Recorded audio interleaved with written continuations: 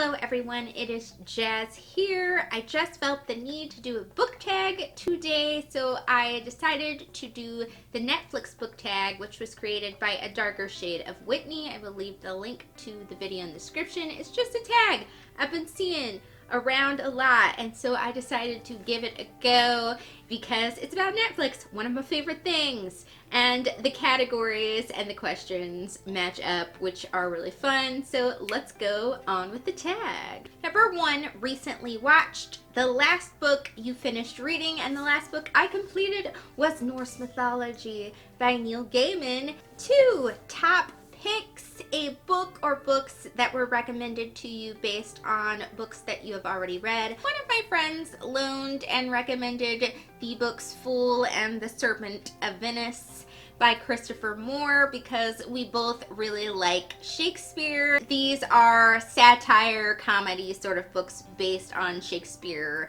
plays and other kinds of poetry. So she thought I might get a little bit of a kick out of these, and I'm currently reading Fool, so we'll see what I think of it when I finish it. 3, recently added, The Last Book You Bought. So pre-orders can kind of make the last book you bought thing confusing because technically the last book that was purchased in my home was The Outlaw of Platoon by Sean Purnell, but the last book that actually arrived in the house because I had pre-ordered it was Norse Mythology. So it's a toss-up. They were both bought recently. Number 4, popular on Netflix. Books that everyone knows about, 2 that you have read, and 2 that you have not read or have no interest in reading. I have read The Hobbit by J.R.R. Tolkien, and I have read Fangirl by Rainbow Rowell. A book that I have interest in reading but have not read is Me Before You, and a book series that I have no interest in reading is the Selection series. For all I know, they might be really great books in that series, but the premise of it right off the bat is a turn off, so that's why I don't really have interest in reading it. Number 5, comedies, a funny book. I feel like I have to say A Long Way Down by Nick Hornby just because I wouldn't have known about this book if not for finding the movie of it on Netflix. And both the book and the movie are really funny and a lot of points. And also, I must say that the audiobook is flipping awesome.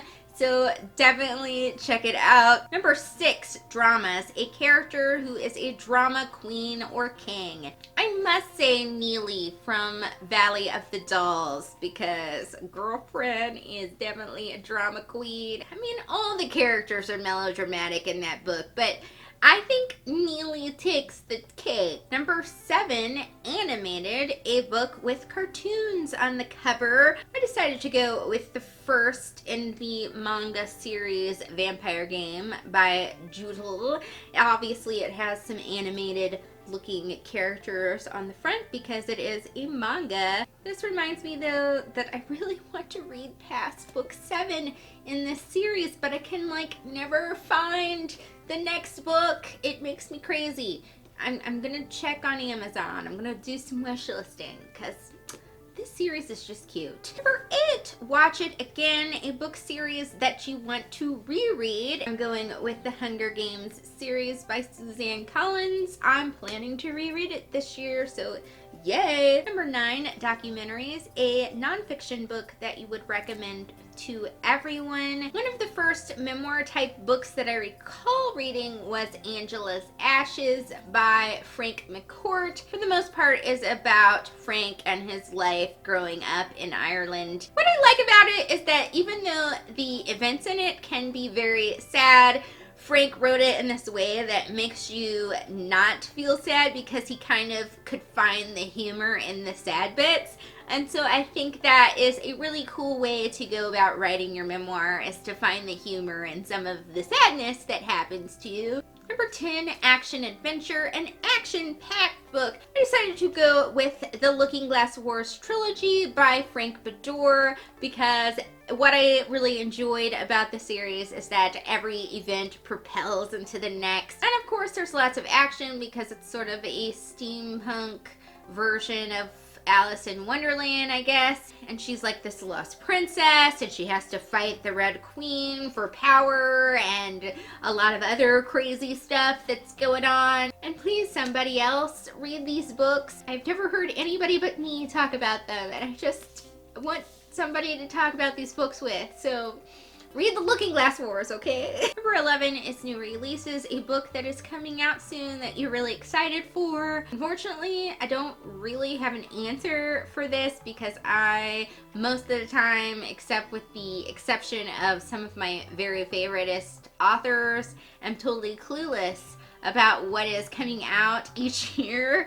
I'm so bad about it. So maybe it would work better if you guys just recommended something in the comments that's coming out in 2017 that you think I might like. Last question is basically just to tag some people. I'm not really sure who to tag because a lot of the people that I usually would tag probably have done this already. So if you haven't done this tag and you really think you might like to do it, I tag you. You are totally tagged right now. That is all for the Netflix book tag. I had a lot of fun filming this. I hope you guys had a lot of fun watching it, and I will see you all on Sunday. Thank you for watching. Bye!